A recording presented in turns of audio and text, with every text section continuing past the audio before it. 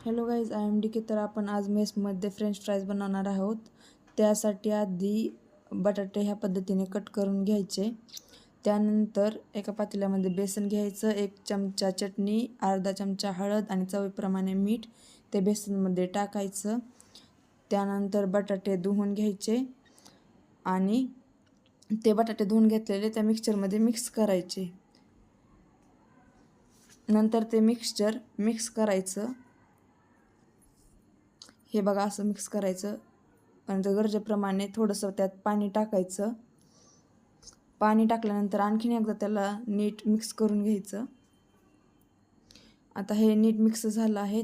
तेल तापवायला ठेवायचं आणि तेल चांगलं तापल्यानंतर त्याच्यामध्ये एक असे फ्रेंच फ्राईज सोडायचे आणि ते लाल होईपर्यंत नीट चांगले तळून घ्यायचे. हे बघा, असं काढायचं आणि ते एका प्लेटमध्ये काढायचं आणि ते प्लेटमध्ये काढल्यानंतर चाट मसाला टाकायचा. अशा पद्धतीने आपली फ्रेंच फ्राईज तयार आहेत.